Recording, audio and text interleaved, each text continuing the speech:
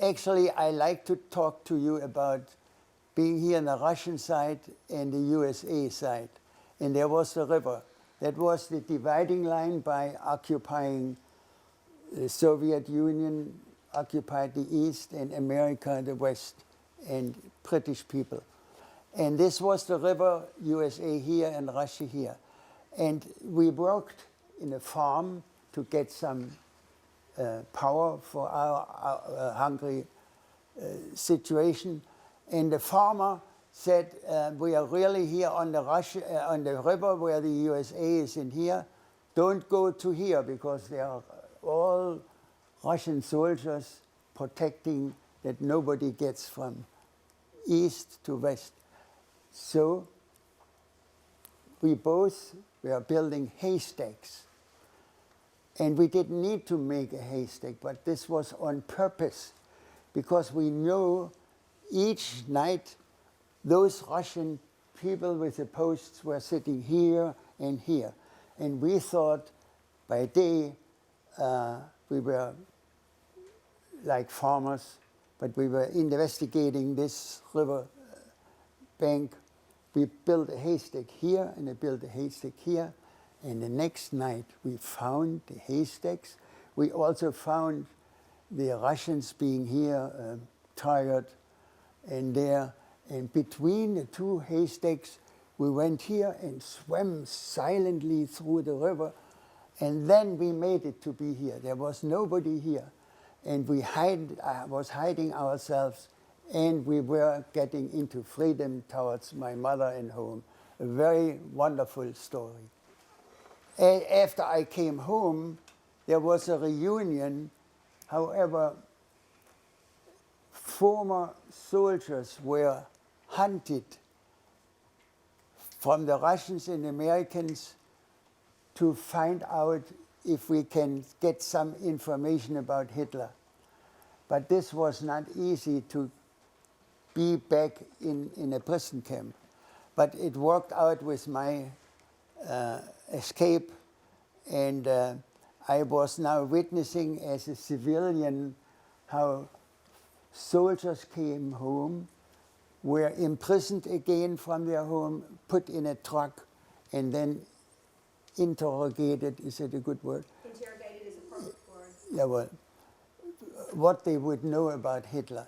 And I was not captured, so I did this by my own experience.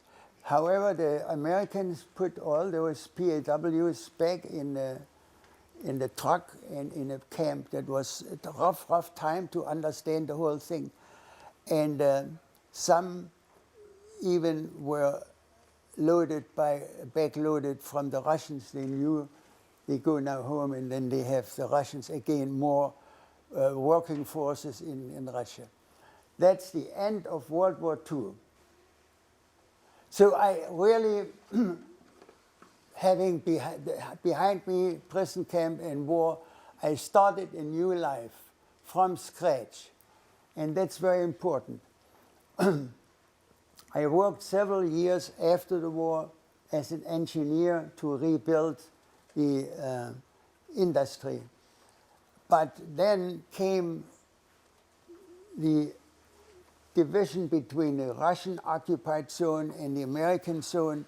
There was a political fight on the top, and then the Russians decided so many working people from the Russian occupied Germany went across the river and went to the American occupied zone because the life was wonderful. There was food and clothes. And this was a loss of working people in the East. Therefore,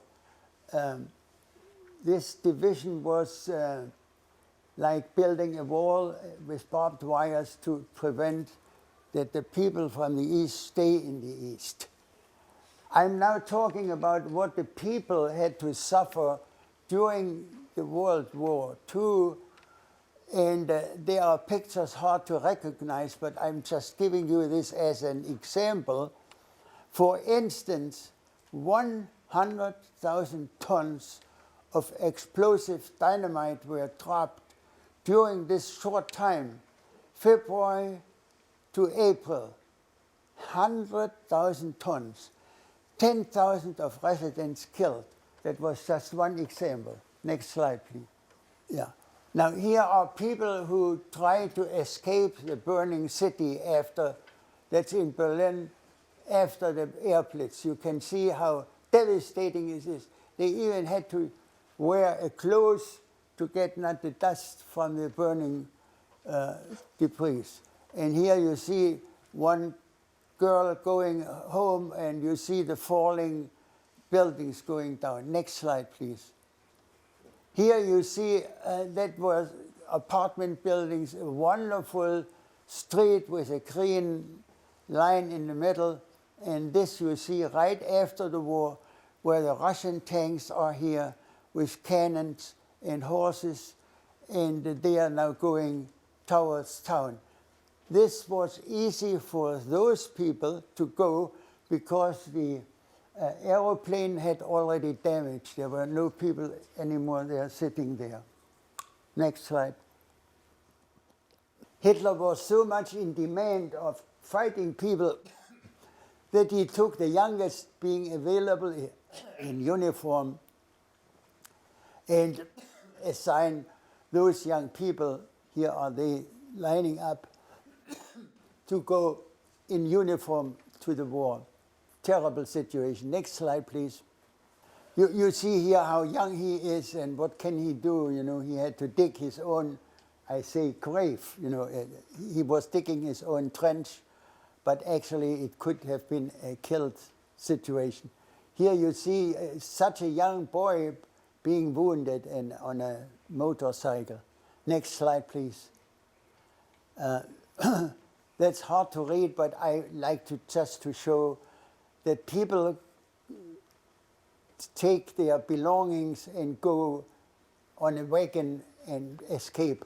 Now, this is hard to read.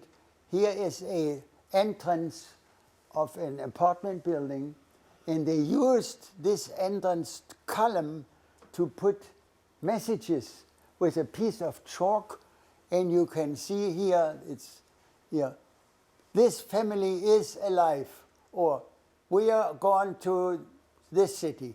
You understand it was a communication tool because everything was destroyed. Nobody found there. If a soldier comes back, he finds everything in ruin, and then he can read this. So, next slide, please. You see the tragedy, how it was, how refugees, civilian people and children were loaded in a wagon, horse-driven, that was even a luxury not to walk.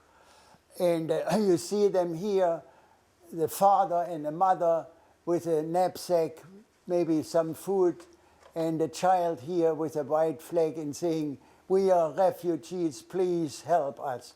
And that's the father. He didn't collect food. The most important thing was that you don't freeze to death during night. It was in January, February. Next slide, please. So then you see the tragedy where the POWs go and march towards east, and here are tanks from the former enemy, like American tanks, looking down to them. They lost the war and we were the winners. Next slide, please. Now comes the next escape. As you know, the war was over, the cities were being rebuilt, and the Cold War started because of Russia being enemy against the American, and within Germany having two parts, American territory in Germany and Russia. So the city of Berlin was occupied by the four powers: the Russians, the Americans, the French, and the British, because they needed some kind of an uplift in saying, we are now in Berlin, Hitler's capital city, dead, and we are now in power. That's why they had a divided city in four parts. So Berlin was occupied, but the residents of Berlin, they had strong nerves. they were able to pull through and be victorious in spite of all those things. That's what I would like to say. However, the word Berlin, why is it divided here, Berlin? Why? Because they divide it into an east and west side. And what do you see with the word? It's divided by barbed wire. Barbed wires, yes, to make it sure that nobody goes from east to west. Nobody went from west to east, so they didn't have any barbed wire. Okay, so next slide, please. Now that is again the map of Germany, France, Switzerland, Austria, Czechoslovakia, Poland. You see this, and you will see here also that was the west, 2/3 west, American, British, and French. And this was East Berlin with a divided city, and here were all the Russians. Next slide, please. Now, that's the Berlin being divided by what you see is barbed wire, French, Americans, and Russian. And here was around 500,000, and here were over 1 million, and here were 1.3 million people living. And I was living here near the Brandenburg Gate. You see this part here, famous symbol of Berlin. Next slide, please. So when West Berlin was occupied, the Americans did so much help making an airlift in 48 to 49 because the Russians tried to crash down the free city of West Berlin. No results because wonderful help. The Americans made an airlift with a massive support of food, clothes, and even coal to burn some ovens in the cold winter.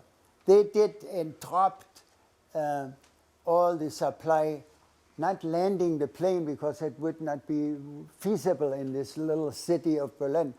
They dropped it down and flew back and made a circle, and it was one victory. The West Berliners, they were crying, thank you, thank you. Next slide. I'm just talking about after the war, the Russians tried to eliminate any exchange between East and West. What they did is they had a step-by-step approach to encircle the city. First, no, let me go here. First, an ultimatum in saying the West Berliners, the Americans said, we make our statement, the ultimatum for a free city is we stay as a free city. And the Russians tried to avoid this in saying, oh, you are West Berliners, you cannot enter East Berlin. But they had relatives, brothers, sisters living together, East, West. So then they were forced to have special passports. Can you imagine this? You live in West and East Berlin. As a West Berliner, you need a passport signed by Russia to have the permission to go to East and visit your brothers and sisters. It's just mind-boggling. Next slide. Now, on the 13th of August, 1961, there was the Berlin Wall being built in 1961. In the middle of Berlin, they started to bring in stones, cement, concrete, and build a solid wall with barbed wires on it. Germany was divided by 28 years because East and West politics and countries like United States and Russia did not come to a good agreement. They were like enemies. Therefore, 28 years was the suffering of people living peacefully in a city. And then that was the peak of the Cold War, that the wall was being built. Next slide, please. Now, That's the newspaper, the 13th of August. A big announcement here, the Brandenburg Gate. All people here and military lining up to prevent that East Berliners go through this Brandenburg Gate. And there were soldiers there. You see the picture before it was, you see this church, these people from East and West Berlin attending. You see the same back entrance here and here. And then the wall was built around this. Can you see this Yes, here? sir. See that sign? Those are the same things. And now the Berlin Wall was built around this very tragic and sad picture, photo snap here. Also, this says the East Police was people shooting at the time they stand at the wall to try to escape from east to west, and they just were shooting them. That was the highlight, the saddest thing ever happened. You see a couple being married. You see the white wedding dress in West Berlin, and here mother just looking at the red wedding dress to her daughter. Can you imagine how she was crying? Yeah, these are two babies, two sisters having a baby. This in East and West Berlin, and here the barbed wire. It keeps them apart. Yeah, and you see the hands of the children cannot reach each other. That's why it says a whole nation is divided. Next slide, please. Okay, now I'm talking about how to escape train or dug a tunnel or jump out of a window. That was deadly. It didn't work. There were people with a big net, piece of cloth, and they were holding this and looking, and he missed it on the edge and jumped out of the window and being crashed to death. Other people jumped the wall. That's what I did. And even they had a flying balloon, a hot air balloon from East Germany firing up and trying to do it. That didn't work the first time. And they had the courage to do a second attempt to use more clouds, not being seen that there's on a hot air balloon going from east to west. Isn't that interesting? Next slide, yeah. As you remember, I lived in East Berlin. I was an engineer. I was rebuilding the city and making big projects to rebuild Germany. And I lived in East Berlin. And then the Berlin Wall came, and I was trapped in East Berlin. I had a good friend. And we said, that's the first day where the wall is built. Maybe it's not solid, it's loopholes, maybe we can escape. And my good friend says, I'm living here and I know this corner. And I live here and we can walk here. And I know West Berlin was just this corner on the west. And the intersection of the city was this all east. The blue one is east. And he lived here, and we walked here and standing here.